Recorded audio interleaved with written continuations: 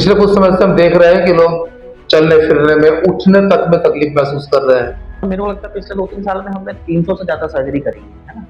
अभी तो लोग 25 साल 30 साल में भी घुटने की समस्या लेके आ रहे हैं हम लोग पास। अब जब हम लोग एक्सरे करते हैं तो आर्थराइटिस के साइन मिलते हैं कि जब आप जमीन पे बैठ के उठेंगे या स्टेयर्स यूज करेंगे, स्क्वाट करेंगे, इंडियन टॉयलेट यूज करेंगे, तो कुछ lifestyle modification plus physiotherapy they are very helpful, है ना? और अगर आप उसको फॉलो कर रहे हैं ना, तो आपको कभी जीवन में सर्जरी की जरूरत भी नहीं पड़ेगी। स्टेज 3 में भी अपने पास कुछ ऑप्शंस रहते हैं, जैसे विस्को सप्लीमेंट्स आते हैं। सबसे अच्छी बात है कि आपका ऑपरेशन आज होता है और आप 2 दिन में करना शुरू कर देते हैं। ये बोलूंगा, आपके आसपास जिन भी लोगों ने कराया है नी रिप्लेसमेंट, जिन पेशेंट लोगों ने कराया है, आप उनसे एक बार बात कीजिए।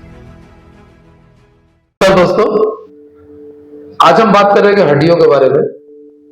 पिछले कुछ समय से हम देख रहे हैं कि लोग चलने फिरने में, उठने तक में तकलीफ महसूस कर रहे हैं। लोग जमीन पर बैठ नहीं पाते, बैठ जाते तो उठ नहीं पाते। पालथी मार के खाना तो बंद ही हो गया है, पंखा बंद हो चुके हैं। तकलीफें इसके बावजूद लगातार बढ़ रही हैं। तो आप जानना चाहेंगे कि आखिर ये तकलीफें बढ़ क्यों रही हैं?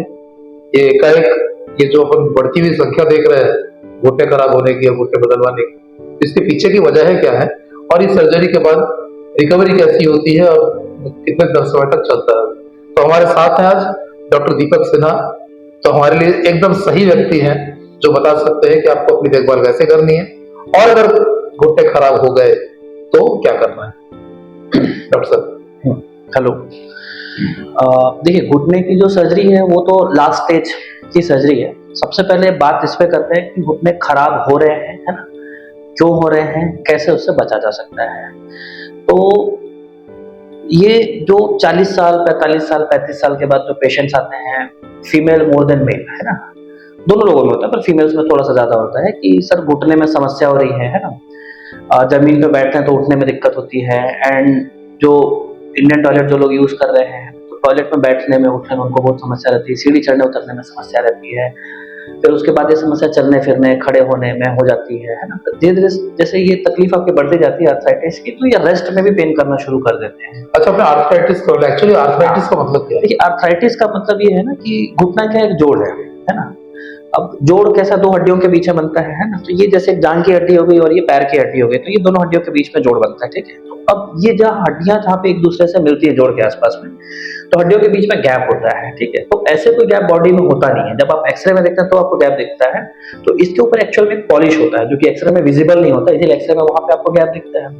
अब ये जो पॉलिश है ये होता है हाइलिन कार्टिलेज बोलते हैं इसका। तो ये जो कार्टिलेज की जो पॉलिश है, तो इस पॉलिश पे कोई नसें नहीं रहती, ना कोई खून की नसें रहती है, ना कोई नर्व्स रहते हैं। तो यही कारण है कि घुटना आपका कभी दर्द नहीं करता है। अब घुटना जो घिसना बोलते हैं या जो आर्थराइटिस बोलते हैं, उसका मतलब ये है कि जो पॉलिश है ये धीरे धीरे धीरे धीरे घिस रहा है, और जिसके कारण से इसके अंदर एक फ्लूइड होता है, साइनोवियल फ्लूइड। वो फ्लूइड का भी बैलेंस थोड़ा सा ऊपर नीचे हो सकता है। फ्लूइड कुछ लोगों में बढ़ जाता है, कुछ लोगों में कम भी हो जाता है। और ये जो पॉलिश है ना, ये पॉलिश घिसने से क्या होता है कि अंदर का बोन, आपके जैसे बोन के ऊपर में एक पॉलिश थी, अब ये पॉलिश हट गया तो बोन आपका एक्सपोज हो जाता है। अब बोन पे तो नसें हैं, है ना? तो वो जो बोन की नसें रहती है, जब एक बार एक्सपोज हो जाती है, उनकी एंडिंग, नर्व एंडिंग जब एक्सपोज हो जाती है, तो वो फिर पेन करने लगते हैं, ठीक है? अब आजकल इतना कॉमन क्यों हो गया और एज कम क्यों हो गई, है ना? मतलब पहले जो था, हम लोग जब पढ़ते थे किताबों 60 में, 65 साल की उम्र हाँ, में। कि मतलब 45 साल 50 साल के बाद शुरू होता था। अभी तो लोग 25 साल 30 साल में भी घुटने की समस्या लेके आ रहे हैं हम लोग पास। अब जब हम लोग एक्सरे करते हैं तो आर्थराइटिस के साइन मिलते हैं।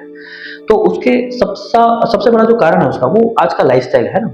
देखिए, ये जो अर्बनाइजेशन हो रहा है, लोग जो गांव से शहरों में शिफ्ट हो रहे हैं ना, तो मोस्ट ऑफ द टाइम शहर में इतनी जमीनें नहीं है ना, तो बड़े बड़े अपार्टमेंट्स हैं, अपार्टमेंट में फ्लैट हैं, तो लोग फ्लैट में रहते हैं। फ्लैट में कोई आंगन नहीं होता, ठीक है?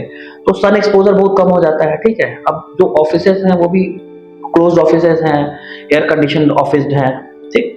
तो लोग जो है वो धूप का एक्सपोजर ज्यादा हो नहीं रहा है। जो अर्बन जो क्लास के जो लोग हैं, ठीक है, घरों में रह रहे, धूप का एक्सपोजर, तो विटामिन डी की शरीर में कमी हो जाती है। तो विटामिन डी की शरीर में कमी रहने से आपको जो स्केलेटल सिस्टम रहता है, उससे, उसमें चाहे बोन हो या फिर कार्टिलेज हो या मसल्स हो या टेंडन्स हो, सब पे इफेक्ट पड़ता है, ठीक है? एडिक्शन एडिक्शन जो है बढ़ गया। देखिए, पहले तो मतलब मेरे को लगता है कि पहले हम लोग फीमेल से एडिक्शन की हिस्ट्री भी नहीं लेते थे, है ना?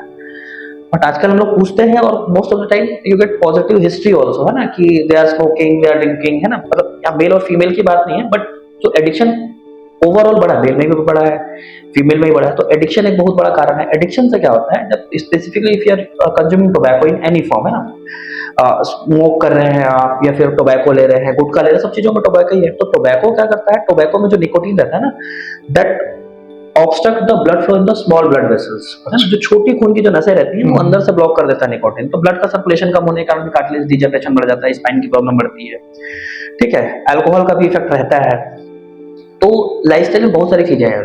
तीसरी चीज आती है, जो भी हम लोग को खाना पीना जो मिल रहा है ना, तो उसमें भी बहुत ज्यादा क्या फर्टिलाइजर्स का यूज हो रहा है, तो उसमें उतना न्यूट्रिशन नहीं होता जितने, है ना, एक ऑर्गेनिकली जो उगाया हुआ जो प्लांट है उससे जो आपको अनाज मिल रहा है वो अलग होता है ना, तो फर्टिलाइजर यूज करके होता, तो उसमें ये भी कारण है कि आपको उतना न्यूट्रिशन नहीं मिला। तो मल्टीपल जो रीजंस है उसी कारण से हड्डियों में कमजोरी हो रही है, कम एज में शुरू हो जा रहा है। ठीक है, अब जब शुरुआत कैसे होगी, इसकी लक्षण कैसे आपको पता चलेगा कि आपको आर्थराइटिस होने लगा है ना, तो शुरुआत वैसे ही होगी कि जब आप जमीन पर बैठ के उठेंगे या स्टेयर्स यूज करेंगे, स्क्वाट करेंगे, इंडियन टॉयलेट यूज करेंगे, तो आपको उठने में, तो आपको उसी समय अपने पास के डॉक्टर से, जो भी हड्डी के डॉक्टर है आपके आसपास में, उससे कंसल्ट कर लेना चाहिए। ठीक है, क्योंकि शुरुआती जो अवस्था है आर्थराइटिस की, है ना, तो वो सिर्फ लाइफस्टाइल मॉडिफिकेशन से अच्छे से मैनेज किया जा सकता है और परमानेंटली उसको क्योर किया जा सकता है। ठीक है, जैसे अगर आप जमीन पे देखिए, एक आदमी जो 50 किलो का है, जब वो खड़ा है, वो चल रहा है, तो उसको घुटने पे भी वजन 50 किलो का ही जा रहा है ना। और जब आप स्क्वाट करते हैं, जमीन पे बैठ के उठते हैं, स्टेयर्स यूज करते हैं, तब जब आप वहां पे वेक्टर निकालेंगे घुटने पे ना, तो it is 3 to 5 times more higher than your body weight, है ना। तो एक 50 किलो के आदमी का जो बॉडी वेट घुटने पे जा रहा है, वो 150-250 किलो का वजन जाता है। तो वो जो मैं पॉलिश की बात कर रहा था, जो पॉलिश घिसने लगता है, हटने लगता है ना, तो वो प्रोसेस बहुत फास्ट हो जाता है, तो आर्थराइटिस तेजी से प्रोग्रेस करने लगता है ना। तो ये बहुत जरूरी है कि जब आपको आर्थराइटिस शुरू हो जाए तो आप जमीन पे बैठना बंद कर दें, इंडियन टॉयलेट यूज करना बंद कर दें और स्टेयर्स जो है वो मिनिमम यूज करें। ठीक है, इसके अलावा क्या रहता है कि आप घुटने का लोड कम कर सकते हैं। घुटने का लोड कैसे कम कर सकते हैं, आपकी जो थाई की मसल है, क्वाड्रिसेप्स मसल है ना, इसकी लेंथ क्या है कि हिप जॉइंट के पास है और नी जॉइंट के नीचे तक जाता है, तो लेंथ इसकी, ये जो जांघ वाली हड्डी है फीमर, उससे ज्यादा है। तो जब इसकी स्ट्रेंथ बढ़ जाएगी तो आपका जो पूरा बॉडी वेट घुटने से पास हो रहा है वो बाईपास होने लगेगा ना, तो घुटने की जो है शेयर कर लेगा, बॉडी वेट यहाँ से बाईपास होगा क्वाड्रिसेप्स से, तो घुटने की अनलोडिंग हो जाएगी, नी जॉइंट की अनलोडिंग होगी, तो वो अपने आप को रिकवर करने लगता है ना। तो शुरुआती अवस्था में कुछ lifestyle modification plus physiotherapy, they are very helpful, है ना। और अगर आप उसको फॉलो कर रहे हैं ना, तो आपको कभी जीवन में सर्जरी की जरूरत भी नहीं पड़ेगी, है ना। पर अगर आपका घुटना इतना घिस गया है कि ग्रेड 3 ग्रेड 4 में चला गया है, पैर आपके टेढ़े होने लगे हैं, है ना, और आपको रेस्ट में पेन होना शुरू हो गया है, तो भी फिर कैसा है कि कुछ इंजेक्शन आते हैं, पीआरपी थेरेपीज हैं। अगर मान लीजिए आपका घुटना ज्यादा घिस गया है, स्टेज 3 स्टेज 4 में चला गया है ना, तो स्टेज 3 में भी अपने पास कुछ ऑप्शंस रहते हैं, जैसे विस्को सप्लीमेंट्स आते हैं। नी में जो एक्चुअल में जो फ्लूइड रहता है, साइनोवियल फ्लूइड जिसकी बात करता शुरू में, तो उसका आर्टिफिशियल सिंथेटिक फॉर्म भी अवेलेबल है मार्केट में ना, तो वो इंजेक्शन लगाने से भी 1 साल 1.5 साल 2 साल तक आपको आराम रहता है। ठीक है, और घुटने बहुत ज्यादा खराब हो जाए तो नी रिप्लेसमेंट करा सकते हैं। कई लोगों के अंदर डर रहता है कि सर जो नी रिप्लेसमेंट की जो सर्जरी है वो मतलब सक्सेसफुल नहीं होता है, लोगों को तकलीफ होती है, चल नहीं पाते, घुटना नहीं होता, तो ऐसा कुछ भी नहीं है ना। तो मेरे को लगता है पिछले 2-3 साल में हमने 300 से ज्यादा सर्जरी करी है ना, नी रिप्लेसमेंट की, है ना, and we are getting almost 100% result. हमारे जितने भी पेशेंट हैं दे आर सेटिस्फाइड, है ना, अच्छे से चल रहे हैं, चाल अच्छी है ना, सीढ़ी चढ़ना उतरना कर ले रहे हैं, है ना, लोग घूम के भी आ रहे हैं। और सबसे अच्छी बात है कि आपका ऑपरेशन आज होता है, आप 2 दिन में चलना फिरना शुरू कर देते हैं, तो बेड रिडन भी नहीं रहते, आपको लंबे समय तक बिस्तर पे आराम करना है, ऐसा भी नहीं है। ठीक है, और ये जो एक भ्रांति लोगों में कि नी रिप्लेसमेंट की सर्जरी सक्सेसफुल नहीं होती है उसके, तो मैं बस ये बोलूंगा, आपके आसपास जिन भी लोगों ने कराया है नी रिप्लेसमेंट, जिन पेशेंट लोगों ने कराया है, आप उनसे एक बार बात कीजिए कि आपको नी रिप्लेसमेंट कराना चाहिए कि नहीं कराना चाहिए। तो मेरे को लगता है कि ज्यादातर लोग आपको बोलेंगे कि आपको करा लेना चाहिए, क्योंकि क्वालिटी ऑफ लाइफ बहुत इंप्रूव हो जाता है, आपको एक पेन फ्री लाइफ मिल जाता है ना। आपको मतलब आप सोचिए कि आप सो रहे हैं रात को, आपको 2 बजे वॉशरूम जाना है ना, तो आपके बेड से आपको वॉशरूम जाने के लिए भी आपको लगता है अरे यार अभी फिर उठना पड़ेगा, जाना पड़ेगा, इतना दर्द सहना पड़ेगा। तो जब आपके पास ऑप्शंस हैं तो आपको you should go for those options, है ना। आपको सर्जरी करा लेनी चाहिए, आप सर्जरी कराने के बाद 1 किलोमीटर 2 किलोमीटर 5 किलोमीटर चलने चले जाइए, है ना, नथिंग टू बी वरीड। और तो सेकंड डे से वॉकिंग शुरू हो जाती है, सेकंड डे से वॉकिंग करने लगते हैं, सेकंड डे खड़ा कर देते हैं। हाँ, तो वॉकर के साथ में चलना, 2-3 हफ्ते वॉकर से चलना रहता है, तो वॉशरूम वगैरह तो पेशेंट सेकंड डे से यूज करने लगता है। ठीक है, 2-3 हफ्ते में वॉकर छूट जाता है, चलना रहता है, महीने भर के अंदर तो सीढ़ी भी चढ़ना उतरना शुरू कर देता है। अच्छा, ये भी कहते हैं कि ये 10-15 साल चलता है, ऐसा कुछ है ये?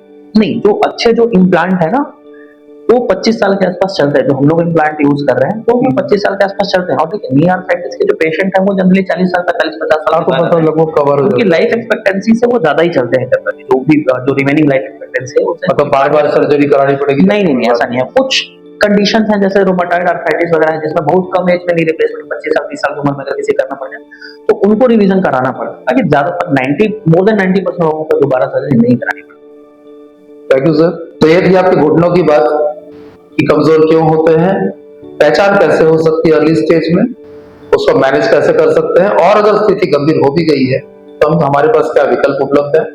जितने भी डर है, भ्रांतियां हैं, इधर उधर की सुनी हुई खबर है, व्हाट्सएप यूनिवर्सिटी की खबर है, उनसे बचें। बात उनसे करें जिन्होंने सर्जरी कराई है और जिनकी लाइफस्टाइल, क्वालिटी ऑफ लाइफ दोनों बहुत अच्छी हो गई है और एंजॉय कर रहे हैं अपने लाइफ। अपना नाम? सुधा मिश्रा।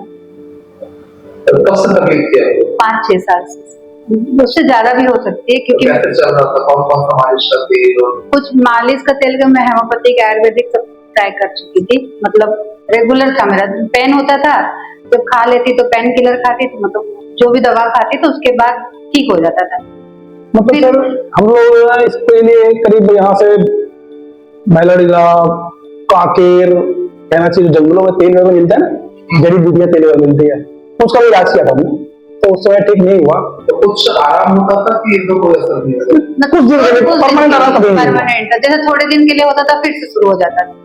और किसी ने कहा कि ये मेडिसिन खाओ ठीक हो जाएगा।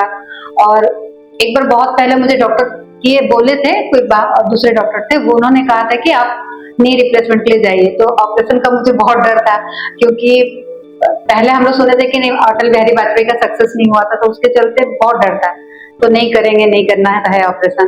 तो सर फिर ऐसे बहुत तकलीफ था सर मुझे, मतलब लास्ट जब सर के पास आए उससे लास्ट 1 ईयर में इतना ज्यादा सफर हुई कि ये जो नी के बैक साइड जो रहता है ना, मैं सुबह उठती थी तो रोती थी बच्चे जैसे। उसके बाद धीरे धीरे करती थी, मतलब उठ नहीं पाती थी, तो स्टिफ हो जाता है, पूरा स्टिफ, हाँ जॉइंट पूरा स्टिफ हो जाता था और बहुत तकलीफ होती थी मुझे। पर धीरे धीरे तो फिर मेडिसिन खाए, किन्होंने कहा कि वो खाओ, हेमोपैथिक खाओ। हेमोपैथिक तो बहुत खाई हूँ सर, बहुत ज्यादा, बहुत कंटिन्यू की। यहाँ कब आना होगा? मुझे मतलब लास्ट ईयर जनवरी में आई थी मैं। लास्ट ईयर हाँ 24 जनवरी में आई। तो 24 जनवरी में आई तो यहाँ से ट्रीटमेंट करते थे कुछ सर किसी का, तो उन्होंने कहा उनके पास जाइए, हाईटेक में है सर दीपक सिन्हा सर, उनके पास जाइए। तो मैं आते सब पहले बोली, सर बोले कि आपका तो एक्सरे करवाए, एक्सरे कर सर बोले कि नहीं आपको तो नी रिप्लेसमेंट पूरा डैमेज हो चुका है, पूरा टोटल, अब दोनों पूरा डैमेज हो चुका है, आपको ऑपरेशन तो मैं करूंगी ही नहीं ऑपरेशन। पहला मेरा ये था, मैं करना ही नहीं है मुझे ऑपरेशन। मुझे फिर बच्चे सर थोड़ा समझाए, सर का मोटिवेशन आया, उन्होंने कहा कि इसके बाद भी कुछ करोगे तो आपको प्रॉब्लम रहेगा, वो प्रॉब्लम आपको परमानेंट सॉल्यूशन उसका है ही नहीं, तो परमानेंट सॉल्यूशन आपको यही चाहिए कि ऑपरेशन है। फिर तैयार हो गए सर, फिर तैयार हुए तो लास्ट ईयर हम ये पाँव ऑपरेशन मेरा हुआ, तो सर बोले ये पाँव 3 मंथ के बाद करेंगे। तो फिर मैं बोली सर जब मैं चलूंगी तो मुझे भी तो अपना कॉन्फिडेंस होना चाहिए कि मैं बहुत अच्छा चल रही हूँ। तो यहाँ इंजेक्शन ले लिए थे नी में। फिर 1 ईयर तक ये पाँव तो पूरा ठीक रहा, पर इसमें तो मुझे अभी भी प्रॉब्लम नहीं है, मैं पूरा जैसे नॉर्मल सीढ़ी उतर लेती हूँ और ऑपरेशन हुआ वो पहले वाला सभी एक ही हुआ, ये बात हो गया, तो अभी अभी हुआ, अभी 3 मई को हुआ, पहला कब था? 29 फरवरी। हाँ 29 फरवरी लास्ट ईयर।